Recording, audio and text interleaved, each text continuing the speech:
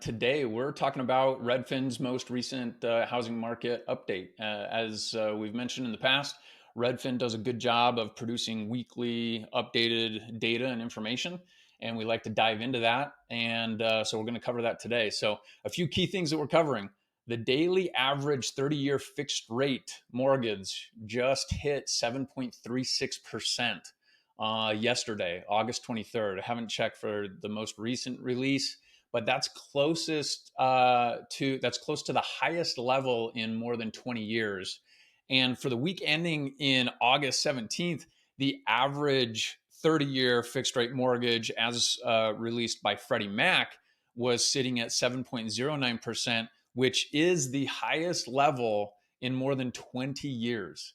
So it feels just painful to have interest rates as high as they are today. We're going to talk about what it looked like to live back in the early 80s, and we may not have it as bad as the baby boomers that were living back then, but it still feels pretty horrible when we become so accustomed to interest rates being so low. So we're going to talk about interest rates. We're going to talk about how mortgage purchase applications have declined. We're talking about how Google search has seen a drop in their search for homes for sale, down 7%. And we're going to talk about updates on the median sales price. So let's go ahead and dive right into things today. The first thing I want to look at is just inventory. Okay, where are things at today? What are things looking at from a supply perspective?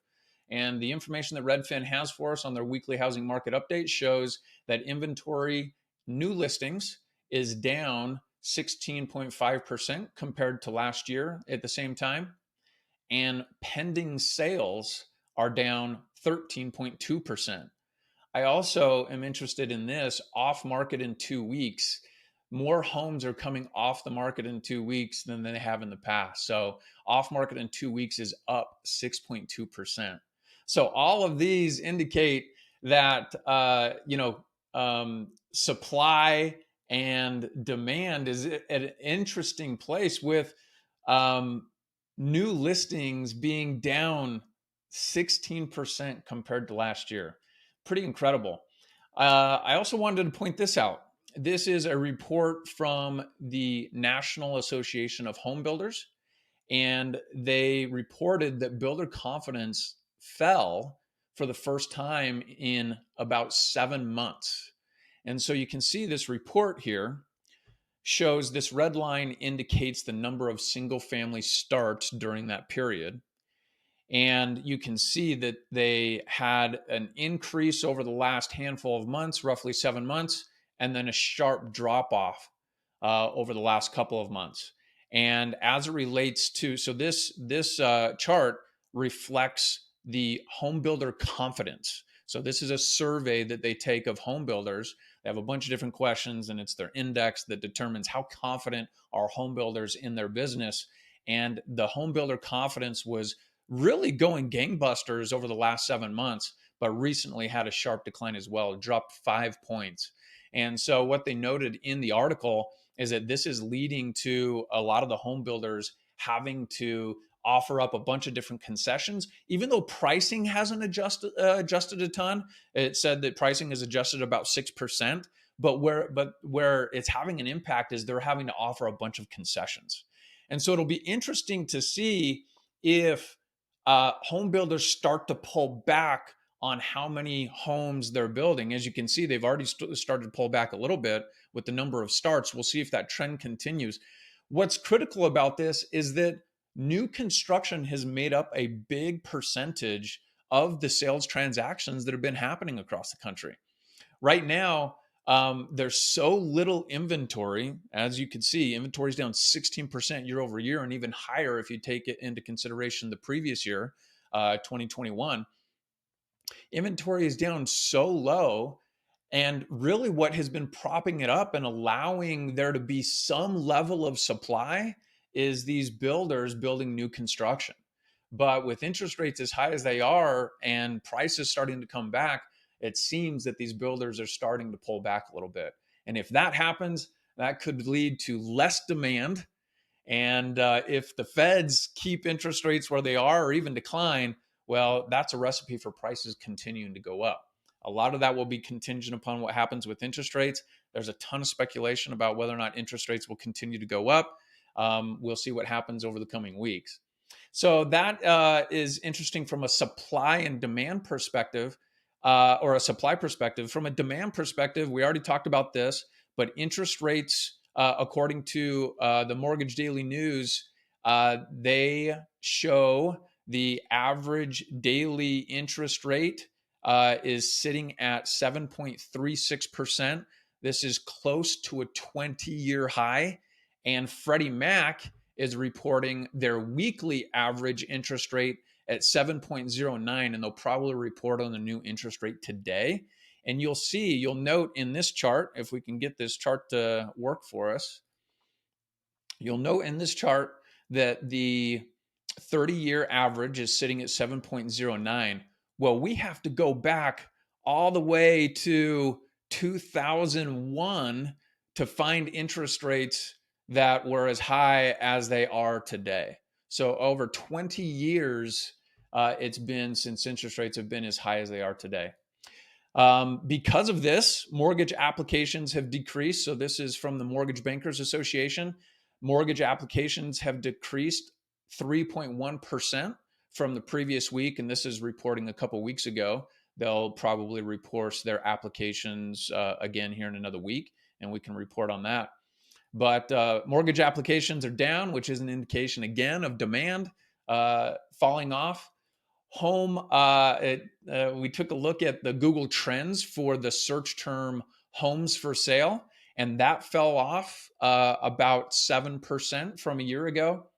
So this is all interesting information that's coming out in the market. I mean, it seems like more of the same, right? The same story that's been going on for quite a while, except for mortgage rates just peaking out. But what's happening, as we've discussed in the past, interest rates at 20-year highs, supply down double digits year over year, under contracts down year over year. So we have this interesting balance between supply and demand that's happening, and the Fed's effort to combat inflation by increasing the federal fund rate has really tamped down demand. And so even though there's low supply and low demand, it's like, what is happening with prices? Because that's what everybody's concerned about, is what's happening with prices. I'll show you that in a second. But the question that I've got for you, Jocelyn, is, you're pretty young. How old are you, Jocelyn? 28. 28 years old. Jocelyn's 28. I am 43. And so we both have unique perspectives here, but neither of us really know what it was like to live back in the early 1980s. I was born in 80, but I don't remember any of it. What's interesting I found this report by this article by Realtor.com. And in the report, they take a look at historical affordability. And if we take a look at this chart, you can see that this just cuts off in May. I wasn't able to find any more recent data, but the concept is still interesting. So as of May, interest rates were sitting at roughly 6%. Now we're over a point higher than they were in May. But you can see that the share of household income, so this takes into account the affordability ratios, and this shows the share of household income sitting at 33%, which between 25 and 30% is sort of the safe place for the share of household income to go towards housing expenses. So 33 is definitely pushing the limits. But if we go all the way back to the 1980s, 1981, 51% of household income was going to housing costs. And interest rates were sitting in the high teens at that point in time. So just interesting to take a look back. I know it feels like we're just being hammered right now, and it is happening because we're so used to what we've experienced over the last 5-10 years, interest rates being so low, incredible affordability rates. But historically speaking, Even though we're still high, we're definitely not as bad as people had it back in the early 1980s. So the last thing I'll end on, Jocelyn, and then we'll get some thoughts from you, is Redfin weekly housing market update as far as the median sales price is concerned. So you can see that the median sales price compared to last year, which was sitting at 370,000, is now at 381,000. So 3% up year over year. And my guess is that if home builders cut off building or cut back on new starts, that we're going to see supply continue to be constrained. And if interest rates don't go up any further, I think demand is going to come up slightly. And I think we're going to see prices continue to trend upward. So that's my prediction. We'll see what happens. I've been wrong many times before, but I think that is what we're in for. So, Jocelyn, any thoughts on anything that we've covered so far? You know, I I don't know. Like I have a lot running through my mind. If you look historically, people like, and I might be completely wrong saying this, and if you're a baby boomer, I am so sorry. But when I think about a lot of the baby boomers I know who were buying a house at that time, to this day, they're still working. They're still trying to create financial freedom for themselves, like most of the ones I personally know, because, and it could be because they entered into a housing market when it was very unaffordable and most of their money and their youth went to that. Now, there could be other factors at play, but that's kind of interesting to think about, because then if you think about just the generation above them, I feel like a lot of the older people I know were able to retire a little bit earlier. And that there may be a lot of different factors that go into play, but I would assume that this could be a huge factor in why a lot of baby boomers are still working past the um, retirement age that the people before them did.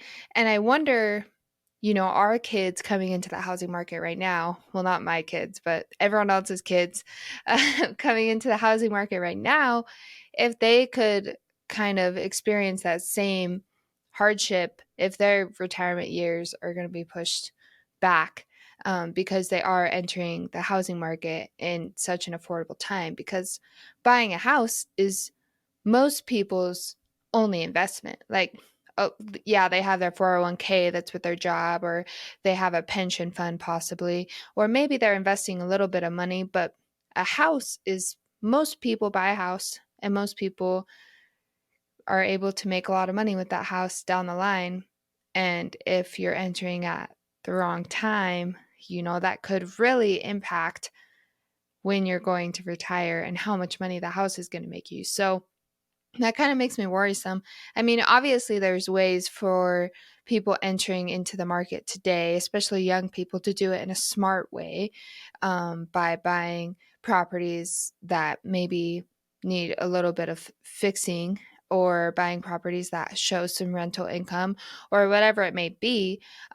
But that is one thing that is kind of in the data, but not really said Yeah, in the well, data. And yeah. No, I mean, I think it's an observation of like what's going on around you and the people that you know that are of that generation and sort of the challenges that they face. And I think, even though it's anecdotal, it's interesting to consider. I also think about, to your point, that the generation sort of between you and I have some younger siblings that bought their first home right before the housing boom.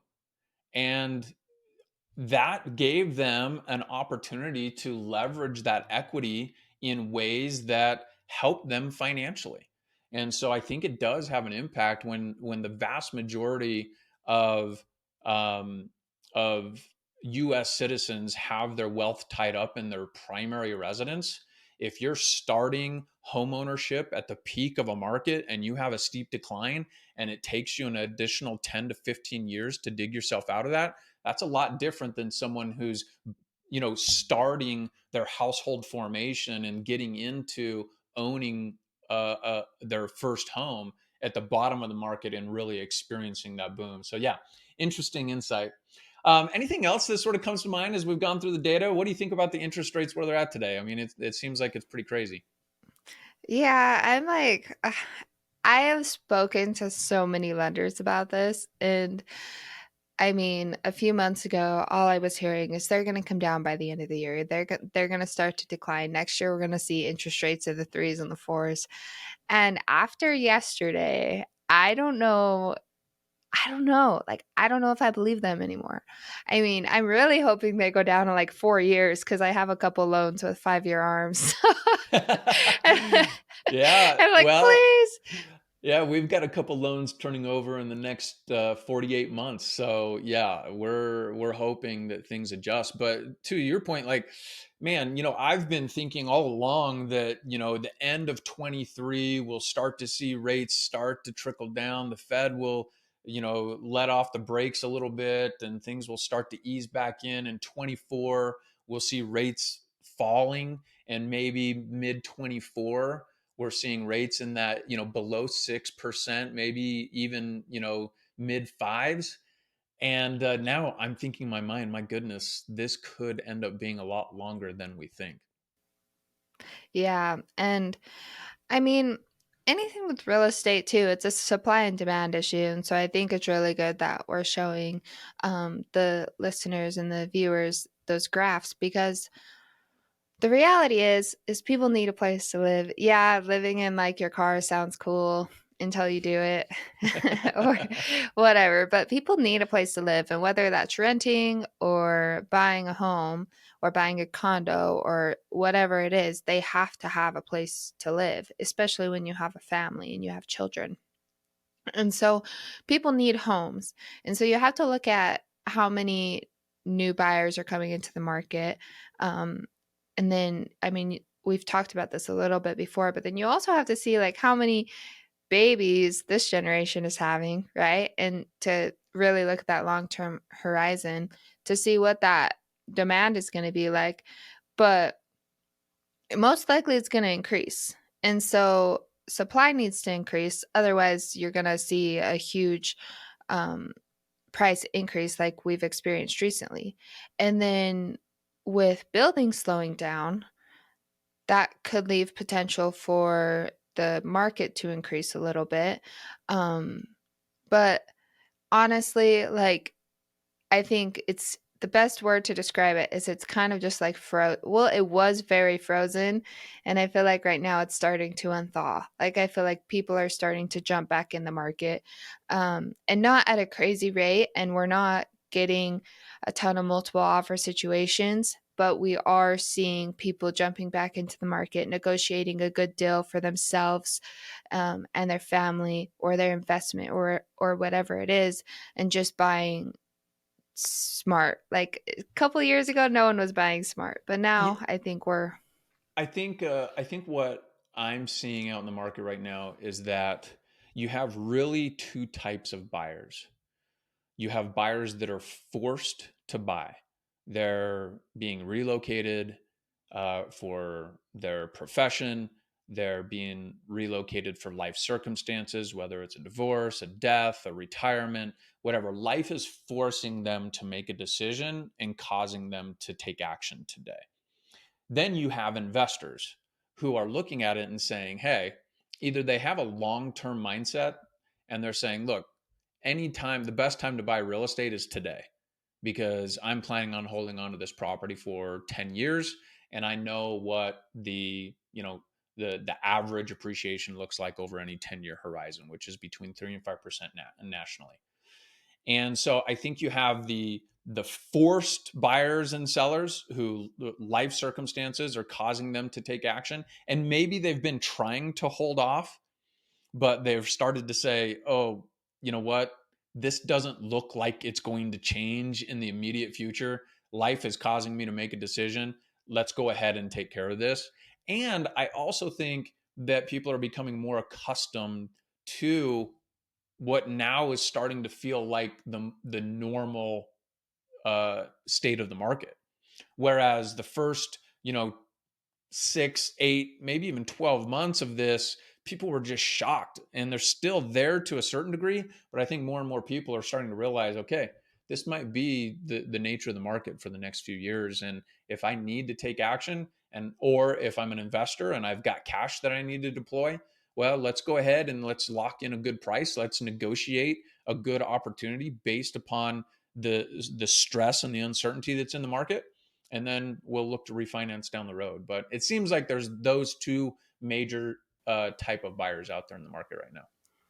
Yeah, and I think more than anything, when someone's buying a house in this market, I don't think people should be going out and buying their dream home unless they can afford it, right? Because um, then you might be overextending yourself a little bit.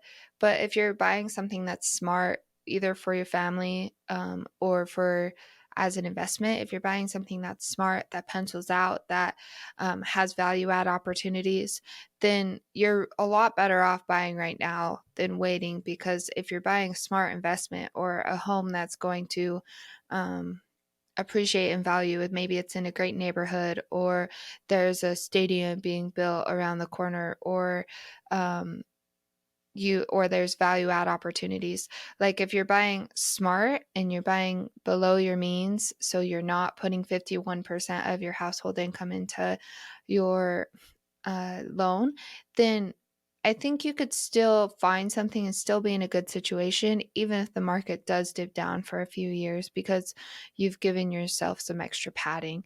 Um, I mean, I personally bought an investment a month and a half ago, and it's a great deal, and I don't regret buying that.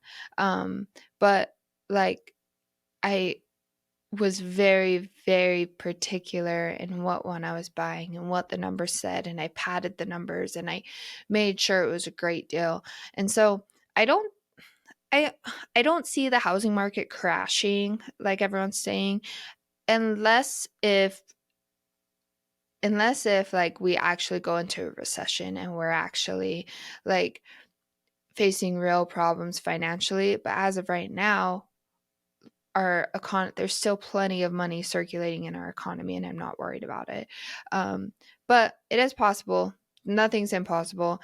But regardless, just buy smart and sell smart. Like just be calculated with every move that you're taking in this market. Love it. Yeah, I think we'll keep an eye on things and keep reporting back. If you enjoy these type of videos where we go over the data and what's going on in the market and show you charts and graphs, and then give you a little bit of commentary at the end, this is a new channel that we're trying to grow on YouTube. And so if you like it, hit that subscribe button, give us a like, give us a comment, and let us know what you think and if we can improve in any area of these type of reports and these videos. So we appreciate you guys out there, and yeah, we'll keep bringing these to you if this is something that you're interested in.